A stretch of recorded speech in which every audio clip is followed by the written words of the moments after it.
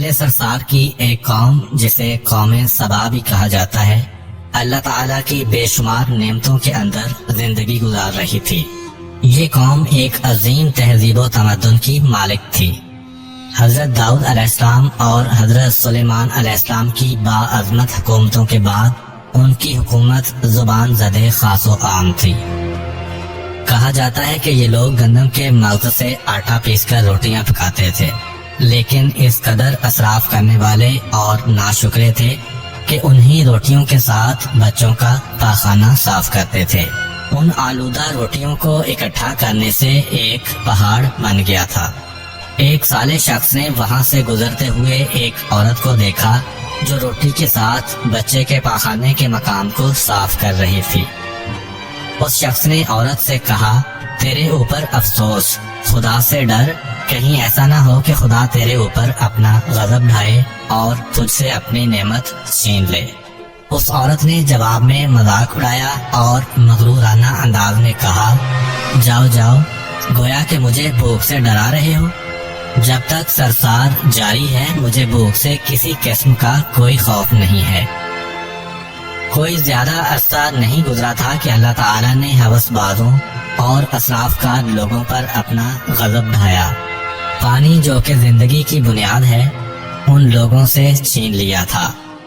قحط نازل ہوا، بات یہاں تک پہنچ گئی کہ ان کی ذخیرہ کی ہوئی تمام غذا ختم ہو گئی۔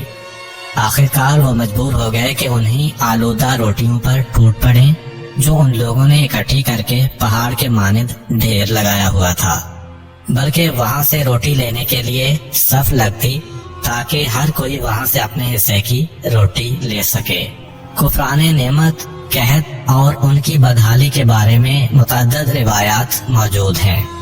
سورہ نحل کی آیت نمبر 112 اور 113 میں یوں ارشاد ہوتا ہے، اور اللہ نے اس قریہ کی بھی مثال بیان کی ہے جو محفوظ اور مطمئن تھا، اس کا رزق ہر طرف سے باقاعدہ آ رہا تھا، لیکن اس قریہ کے رہنے والوں نے اللہ کی نعمتوں کا انکار کیا تو خدا نے انہیں بھوک اور پیاس کا مزہ چکھایا، صرف ان کے ان اعمال کی بنا پر کہ جو وہ انجام دے رہے تھے، اور یقیناً ان کے پاس رسول آیا تو انہوں نے اس کی تکذیب کر دی، تو پھر ان تک عذاب آ پہنچا کہ یہ سب ظلم کرنے والے تھے۔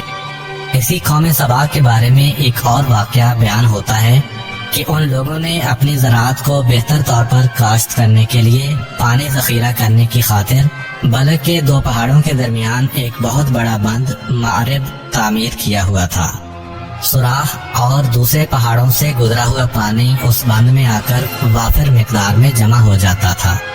قوم سبا نے اس پانی سے صحیح طور پر استفادہ کرتے ہوئے وسیع و عریض اور بہت سے خوبصورت باغات لگائے اور کھیتی باڑی کو رونق بخشی۔ ان باغات کے درختوں کی شاخیں اس قدر پھلوں سے لدی ہوئی ہوتی تھیں کہ کہتے ہیں کہ اگر کوئی شخص سر پر ٹوکری رکھ کر ان کے نیچے سے گزرتا تو پھل خود بخود ٹوکری میں گرنا شروع ہو جاتے اور قلیل مدت میں ٹوکری تازہ پھلوں سے بھر جاتی۔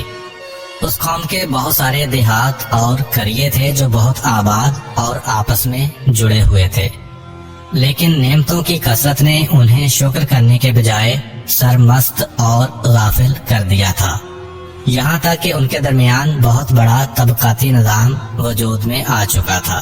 ان میں سے صاحب اقتدار لوگوں نے کمزوروں اور ضعیفوں کا خون چوسنا شروع کر رکھا تھا، یہاں تک کہ ان لوگوں نے خدا سے ایک احمقانہ التماس کیا جس کا ذکر سورہ سبا کی آیت نمبر 19 میں ملتا ہے۔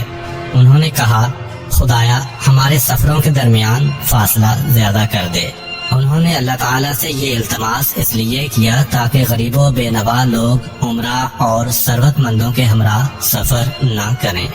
ان کی خواہش یہ تھی کہ آبادیوں کے درمیان خشکی ہو اور فاصلہ بہت زیادہ ہو تاکہ تہی دست اور کم آمدنی والے لوگ ان کی طرح سفر نہ کر سکیں۔ اللہ تعالیٰ نے ان مغرور پیٹ کے پجاریوں پر اپنا غضب نازل کیا۔